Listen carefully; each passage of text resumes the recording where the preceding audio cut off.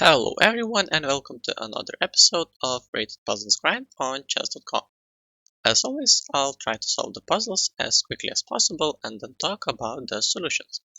So let's begin.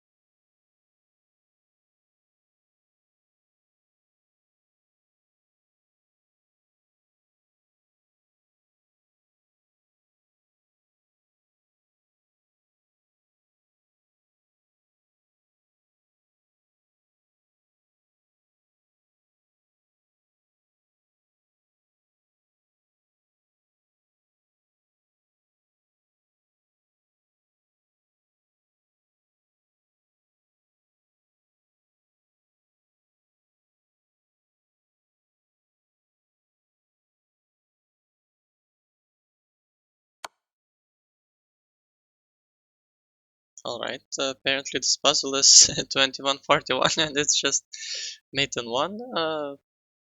Yeah, not yeah, a bit weird, but yeah, let's let's analyze it. Yeah, so the first move that comes to mind is this rook h8 because it seems like it's a check supported by the other rook, and maybe there's some forced mate, but really the king just goes down, and then you can check with the other rook, but the king just escapes like this, and yeah, you don't really have anything. But really, there's another check, and it's this check, and you notice that then both of the rooks just control the G and H files, and the opposing king cannot move at all. So really, you only need to consider him taking a rook with the pawn, but he can't do that because the bishop just pins pins the pawn. He can't put himself in check, and yeah, he can't get out of check then, and he can't move the king. So this is just checkmate. So yeah, pretty beautiful. This pin by the bishop is key.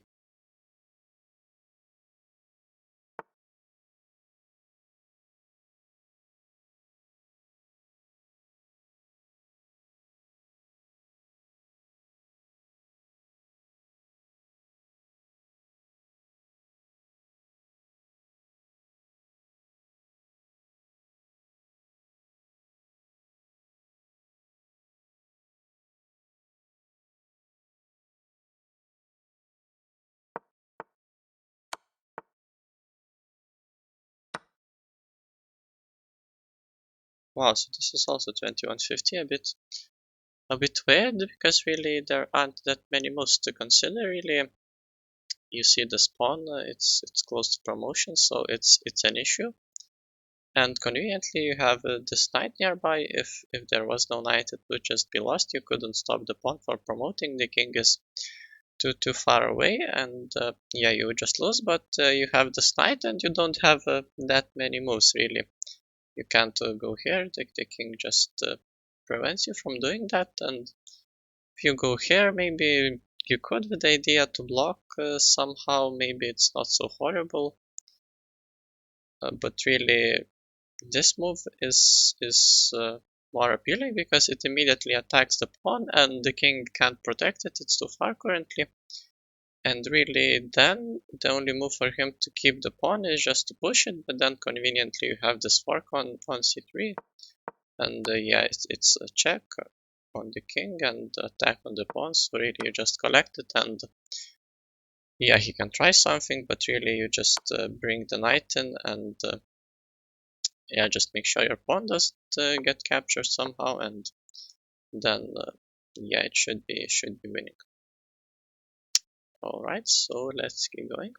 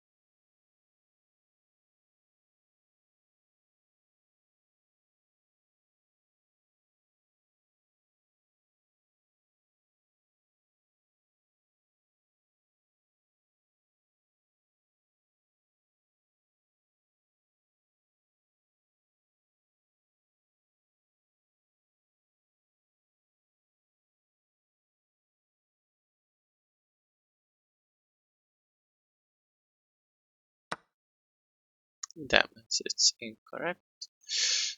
Yeah, so I'm really not sure what the move could be. Like, obviously, if I move my queen, at least my queen is no longer pinned to my king after he takes my knight, but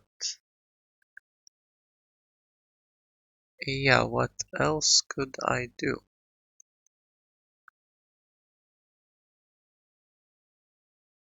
I'm not sure.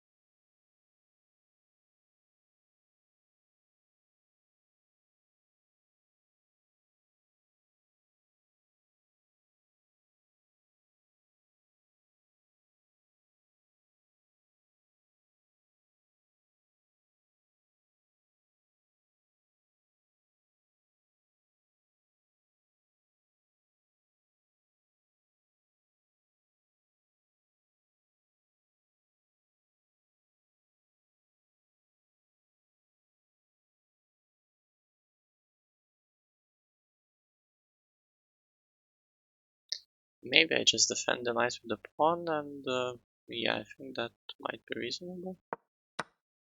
Yeah, apparently it is. Interesting. So, yeah, the original position really, yeah, his queen is just checking me and also attacking my queen, and yeah, if I don't take it, yeah, it doesn't really make any sense. Like, if I play, let's say, king g8, then, yeah, apparently he can just check me, and I have to block, and he takes, and yeah, it's just very bad for me because the rook is coming and all that. So really, yeah, it just makes sense to take the queen, but then it gets quite complicated as in the puzzle. Yeah, what happens is, yeah, he pins my queen to the king, so yeah, that's a bit of a problem. I can't move my queen, and really, luckily for me, I have this move. I mean, I could take the rook, but then he checks, and yeah, it's equal. It's not great, as you can see. I can't really win. But yeah, luckily for me, I can block with my knight, and then if he attacks it with the bishop, I wonder. My idea was taking with this, and then he can't take with the rook because this would be checkmate. But yeah, apparently, if he takes with the bishop, I thought maybe I have this move, somehow creating an attack, but I missed that he has this check. Yeah, just covering the attack on my queen, and yeah, it just wins my queen, unfortunately. Yeah, even if I go away, he still just wins my queen. And yeah, it's lost, so I wonder if there was no check, maybe, yeah, like if he doesn't play that check, he can't get out of the pin with the check, and then it would have been good, but yeah, I missed this bishop d6 check, because yeah, otherwise it seems it would have been winning.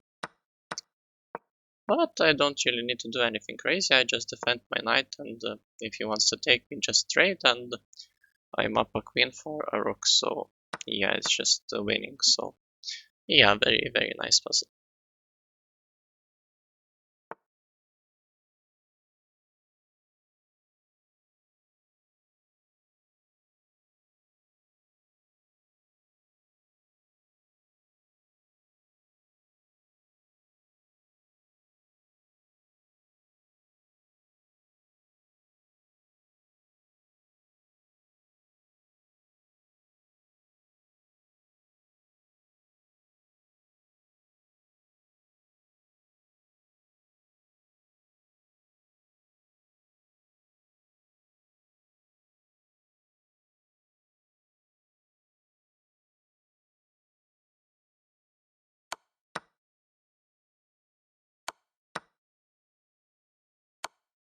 Wow, what a weird and beautiful checkmate, my king with my queen developing mates, so Yeah, I don't think I've ever had that in an actual game or seen that in an actual game, but yeah, maybe maybe it's possible your king just somehow walks up through the entire board and yeah, delivers checkmate with the queen. So yeah, this position is very crazy. I'm not sure if this is from an actual game, but yeah. So what you can notice is that the enemy king is kind of out of squares on the back rank. It's kind of stuck, and conveniently my king is near, or also maybe supporting some kind of attack on the enemy king. And then you notice the rooks conveniently stacked on the f file, and really this square looks very interesting on f1.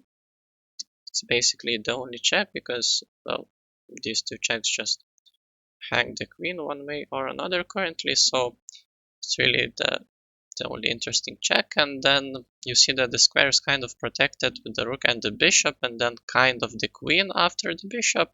So it doesn't seem like you have something great going, but really you notice the coordination between the king and the queen, that if I could just somehow play queen c1 check and nothing was defending that square besides the king, then this would just be checkmate by the queen covering all these squares, and yeah, I would just win. So then you consider this and you think, well, if he takes with the bishop, this is just immediately checkmate because the rook no longer protects the c1 square. And yeah, well, if he takes with the rook, then, well, he has to take with the bishop a bit later, and then it's just checkmate either way. Well, if he does take, he can block, but then it's just checkmate anyway. So yeah, just a very beautiful forced mate.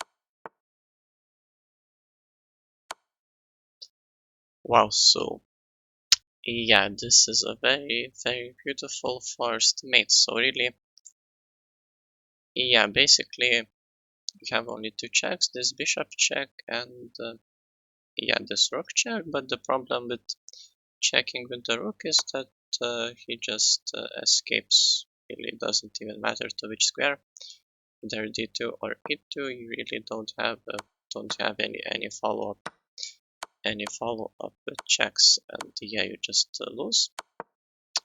But yeah, this check is way more interesting. He really has only two moves because the rook covers this second rank, so he really can only go to either e1 or c1. So yeah, e1 was more complicated because if he goes to d1, then really you just check him here. Then this is the only move because the bishop covers this diagonal and the rook covers the first rank.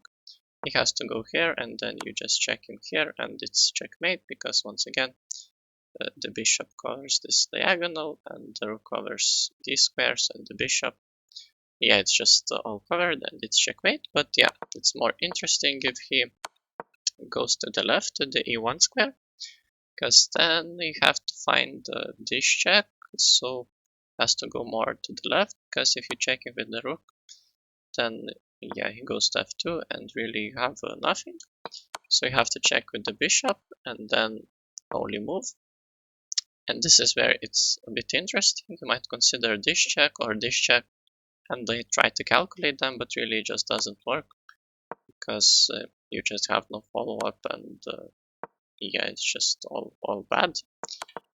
So the only check that works is the rook check, because, well, I calculated the other checks and they didn't seem to work, but this is more beautiful because then really has only two moves, either king to g2 or king to f2, and really these pawns are quite crucial, because if he goes here, well, then you really don't have many checks. This is the only check pretty much, which also covers the rook, because if you check with this, well, he just takes the rook and yeah, it's lost.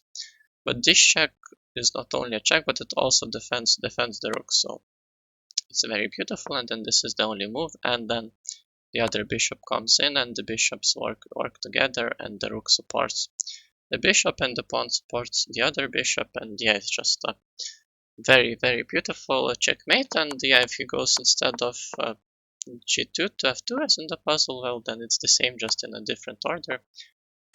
It really, the pattern is the same. So yeah, just a very, very beautiful first mate.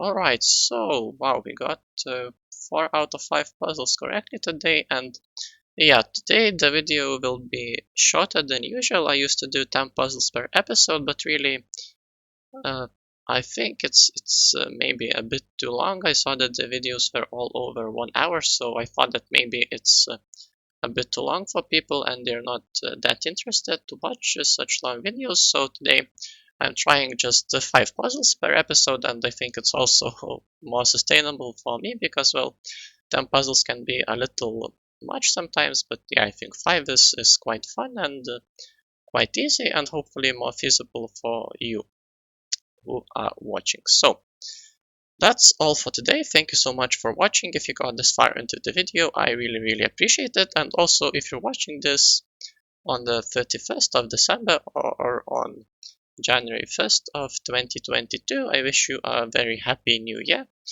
And yeah, just have a good time if you're celebrating or something, and I'll see you next time.